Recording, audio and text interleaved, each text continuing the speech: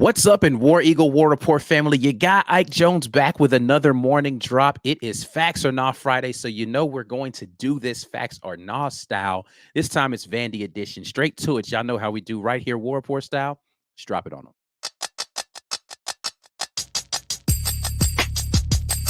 You are now listening to the War Report. Drop. Morning drop. It is Friday morning. November the 1st. We're already into November. Ike Jones, Dylan Lark in here doing a little Facts or Nah Vandy edition. Talking about the Vanderbilt game. As always, the morning drop is brought to you by the good folks at the Rogue Shop. Make sure you head over to rogueshop.com. Use code REPORT when you do. That'll get you a little something off at America's #1 online dispensary. Dylan, Auburn versus Vanderbilt happening tomorrow on Saturday, early morning on the Plains. And we're going to talk about some of the finer points of the game and see if we can. We were pretty good on the last one for Kentucky. You know, I haven't been keeping score, but we did pretty well for the Kentucky one. Let's see if we can predict some good things happening for Auburn in this one. I'll get us kicked off. And Jarquez Hunter had a monstrous game. And Vanderbilt has been a team that if you're going to win on them, you got to run the football, right? You got to assume they're going to come in and have all eyes on Jarquez Hunter. The question is, can Auburn still run? So we're going to go it like this. Facts or nah, Jarquez Hunter rushes for at least 150 yards. So 150 plus yards as a rusher for Jarquez Hunter versus Vanderbilt. What say you, my good friend Dylan? I'm going to go with facts on this one. If Auburn wants to win this football game, they have to run the football. So Vanderbilt's currently averaging 114 yards per game given up on the ground. The second best running back they've played this season is Nathaniel Noel. Number one is going to be Jarquez Hunter on Saturday, and I think he's going to hit that margin. Okay. All right. I'm going to go with you and say facts on this one as well, even though it's been up and down for Jarquez. I just think that Auburn needs to feed him again in this game. And in order for this to work, though, Payton Thorne's going to have to be efficient with the football. We'll talk about Payton Thorne maybe a little bit later in this one, but he definitely has to be efficient. So I'm going to say facts on this as well. Jarquez gets 150 in this one. I think this coaching staff realizes in order for this team, the way it's composed right now, to be effective, you have to feed Jarquez Hunter regardless. And unless Vanderbilt's going to come out there and put 8 or 9 in the box, you hand the ball off and live with the results. I'll go with facts with you as well on that one.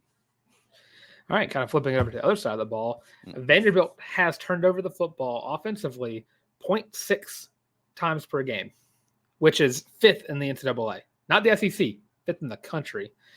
If Auburn wants to win this game, they have to do one key thing, and that's make Pavia do something he has not done a lot of this year, which is make mistakes. So facts or nah, this defense is able to force one or more interceptions from Pavia. Ooh, this is a tough one because I have been noted as not high on this defense's ability to force interceptions. But I think you need to get it on this one. So because I'm in book mode again, I'm going to go facts that they get at least one interception in this game. I think DJ Durkin's going to turn up the pressure. They're going to make those cornerbacks for Auburn do what they did well versus Kentucky, which is live out there on the island and force the Vanderbilt receivers to make plays and really devote a lot of attention to the short run and short passing game of Vanderbilt down inside the box. So I think they're going to put some pressure on him and force him into a turnover. I'll go facts with at least one pick for this defense Saturday versus Vanderbilt. I might be in book with you mode a little bit too, because I'm going to go facts on this one as well. Auburn, by the average, is averaging 1 turnover per game defensively.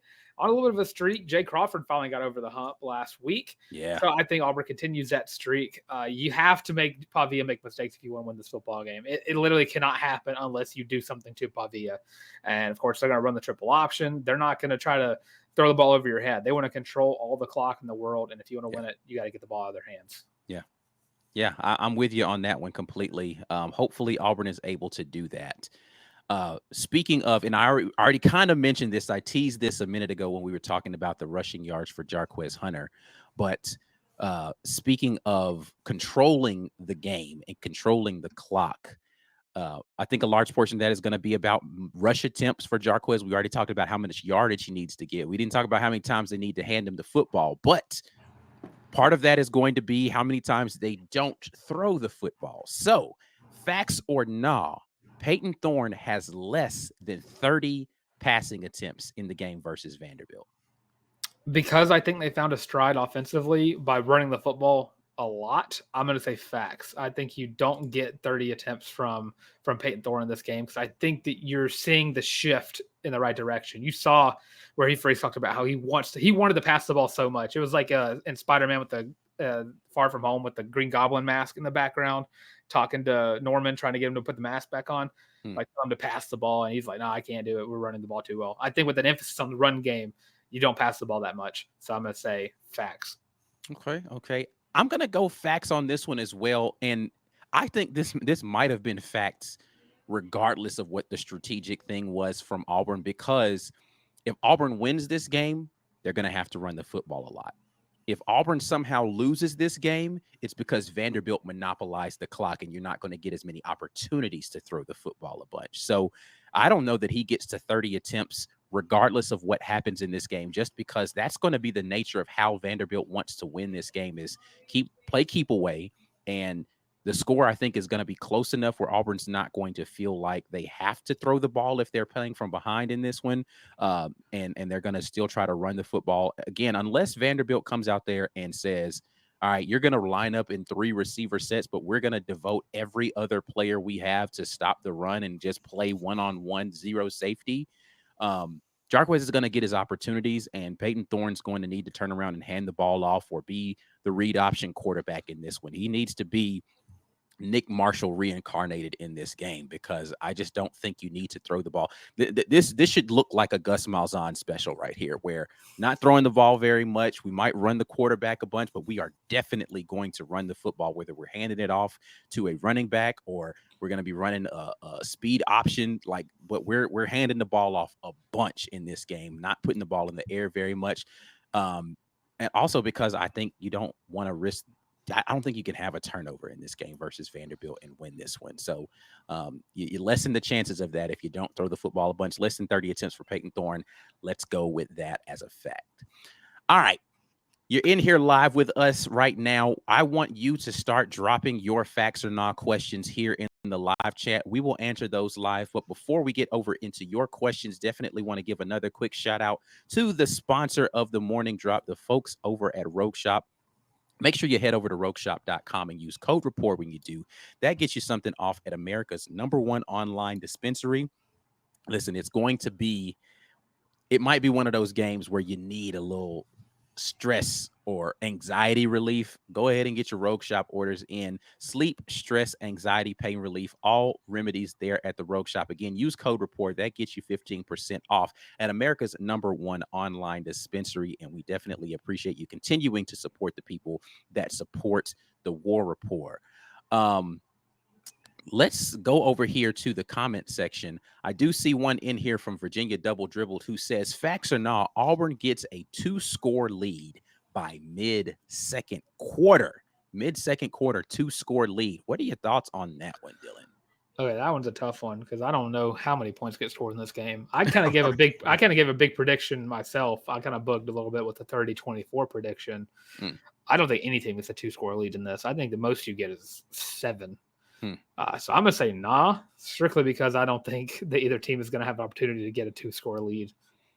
Yeah, I'm going to have to go with you on this one and say nah. If Auburn has a 2-score lead, then they did a whole lot right. And as I said last time when we went into this Kentucky game, somebody asked about, the first possession during the Kentucky game. And I was like, I haven't seen Auburn have a good first possession since A&M, I think. I don't remember the last first possession that went well for Auburn in a football game this season.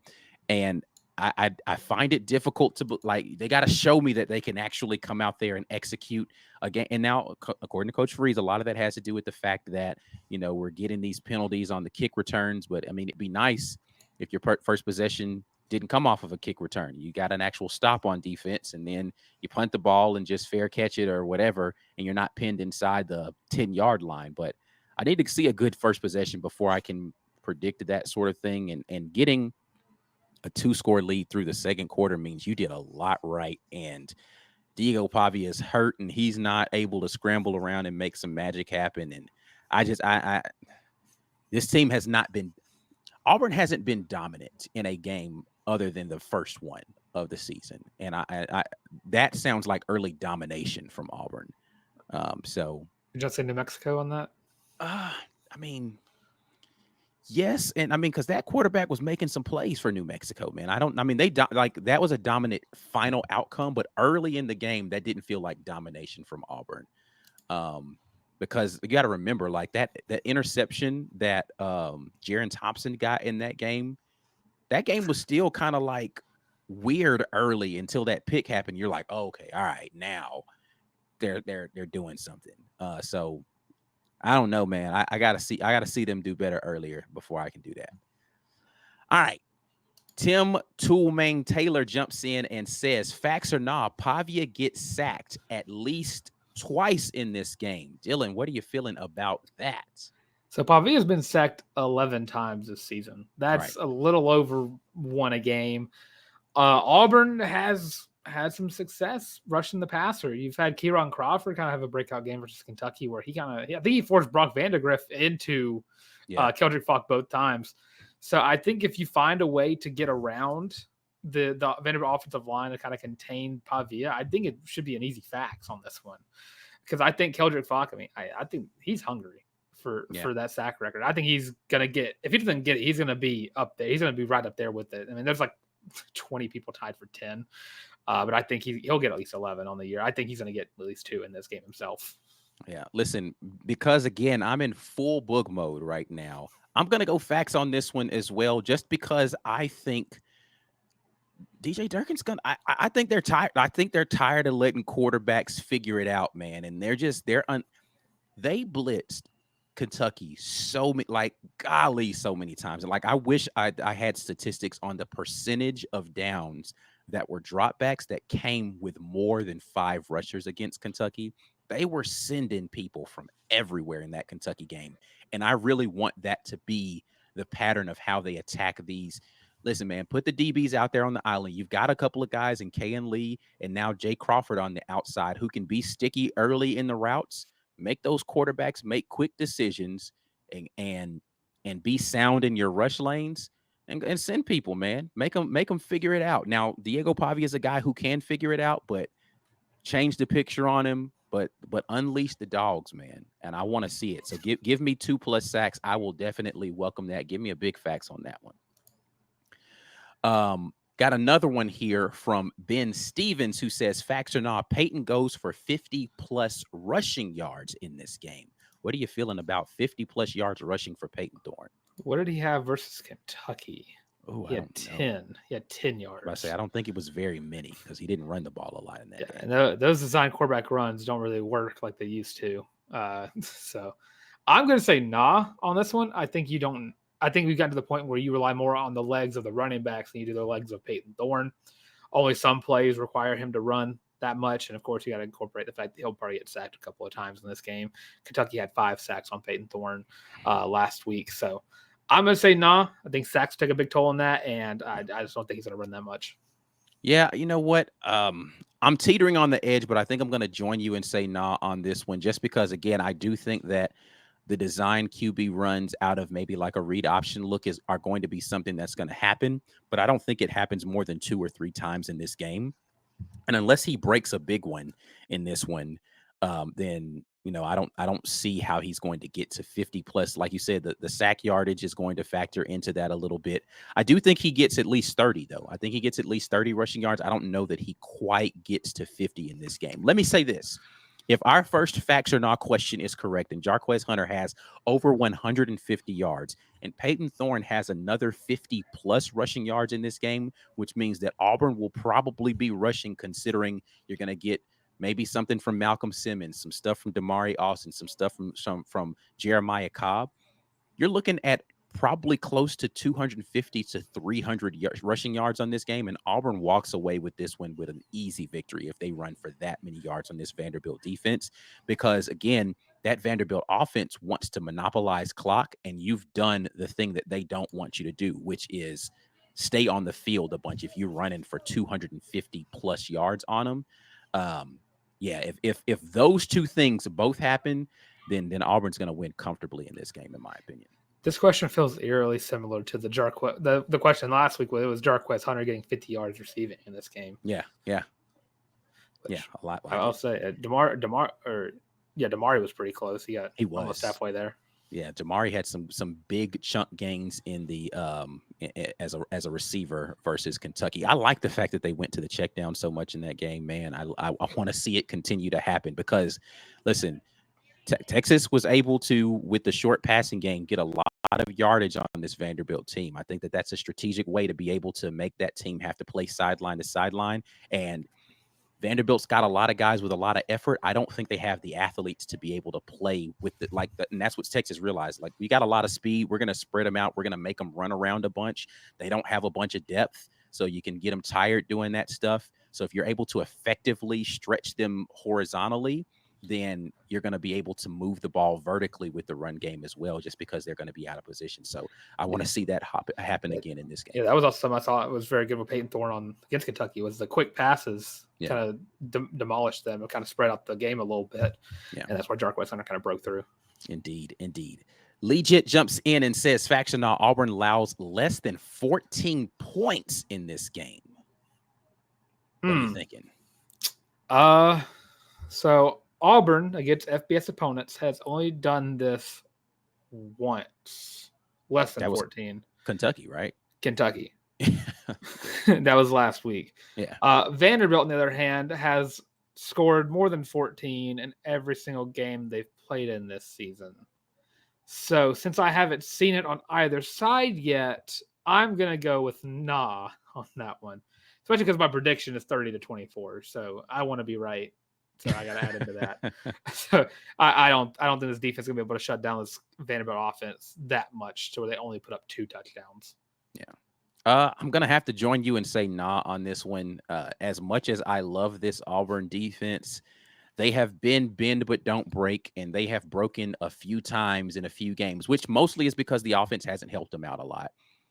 But, you know, you're talking about, again, a dominant rushing attack. If you're going to keep Vanderbilt off of the field enough to, I mean, listen to all the things that we've talked about. Forcing an interception, 150 yards on the ground from Jarquez Hunter. You know, we didn't say it would happen, but 50 yards from Payton Thorne.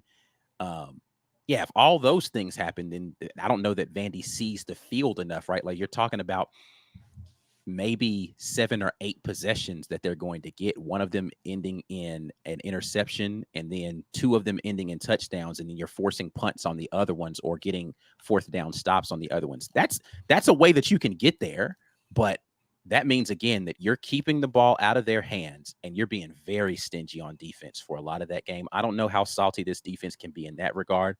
Again, if they hold them to under 14, Auburn probably is winning this one walking away. And I'm not ready to boog that hard yet about this game. I did just look this up because I was curious if there was a stat about this. Vanderbilt is 11th in the nation in time of possession, with average of 32 minutes per game. Yeah, it's going to be difficult. Like I said, this is a team that holds on to the football a lot. I think that possessions will come at a premium, and if both teams are trying to milk the clock, and Vanderbilt only scores twice, then I don't know how many that means, how many bites at the apple Auburn's even getting in this game to score. So you're looking at Auburn's 112th. You're looking at a 20-14 game in that kind of situation, right? So I don't know. TK jumps in, says, oh, nope, hit wrong one. Sorry. TK jumps in and says, facts or not, Cam gets a 60-yard plus bomb for a touchdown. Is Vandy going to give up the big score to Cam Coleman from the arm of Payton Thorne? I'm going to say nah on that one. I think it's because you simplified the offense enough to where that's not going to happen in the scheme. I think you're trying to play it more safe. You're trying to ease the taste out of everybody's mouth of Payton Thorne throwing a lot of interceptions. So you're trying to get the ball out quicker instead of having him get sacked, stay in the pocket, or make a mistake throwing it down the field. I think we've probably seen enough of the bombs to Cam Coleman on this year, but I would love to see it. But I just don't think it'll happen again. Not with Payton Thorne throwing it. Yeah, I'm gonna join you and say nah on this one. Not that I don't think that Payton Thorne can hit a big shot in this game. I don't know it's gonna be 60 plus yards though. And I think what Vanderbilt is going to want to do strategically is basically put a ceiling on the defense, meaning, okay, you're not going to get anything over the top, and then set a very low floor, meaning we're going to try to take away all of your quick stuff. So Auburn's going to have to hit something intermediate, and maybe he hits him for a 15-yarder and he turns it up for that many. I could see that potentially happening. I just don't know that he's going to get opportunities to get behind the defense very often in this game. For all of the things that you might want to say about Vanderbilt, Clark Lee is a defensive, like he knows how to coach defense. And he's going to have a good strategy to take away the two things that Auburn had when Auburn has won, or when Auburn has been successful. Those are the two things they've done best: run the football, hit deep shots. They're going to be like, nope, you can't have either of these things. You're going to have to figure out how to be an intermediate passing team, or you're going to have to figure out how to go sideline to sideline to stop them. And they haven't given up, I think, other than in the Bama game, a ton of deep receptions on the season. I think they might have had one against Georgia State, but it wasn't 60 yards. Yeah, I think it was like 40 to 30. It was like game-winning touchdown, yeah. I think. So, not a lot of deep shots being given up by this Vanderbilt defense, even though Auburn has done a good job of getting them. 60-plus yards feels like a lot for it, so I'm going to go nah on that one as well. All right. That's enough of us sitting in here talking. We definitely want to hear your comments about what you feel about all of the facts or not questions that we have out here if you guys are rewatching this. Dylan, before we get out of here, tell the people how they can keep up with everything you've got going on at the College Loop. Of course, you can check us out over there at the College Loop on YouTube. We have shows go out every Tuesday and Thursday with live streams on Sunday talking about the yesterday's game at that point. Of course, getting ready for basketball season right around the corner. So you can check us out over there. Follow us on social media platforms at the College Loop. And of course, check me out on Twitter as well at your boy the Tank, at YABOY the Tank. Got to celebrate my baseball team, the Dodgers, winning their 8th World Series all time. So that was a fun last night. Got to shove it in the face of some Braves fans. But nice time. Yeah, you're not going to get a lot of cheers for you talking about Braves fans over here. There's a lot of Auburn / Braves fans out there, so people are probably booing you from whatever device they are watching from right now. The Braves fans, they cursed Auburn from the get-go. They rolled the trees for a World Series win. Yeah. Anyway, that's it for us out of here. You guys make sure that you stop in with the sponsor of the War Report's morning drop. That is the Rogue Shop. Use code REPORT when you do that. Before you get out of here, please make sure you like this video. Subscribe to the channel if you haven't already. And go ahead and give us that good thumbs up on the video. We'll be back at you with more great War Report, Auburn Express, War Report Network content the next time. Until then, and as always, War Eagle. War Eagle.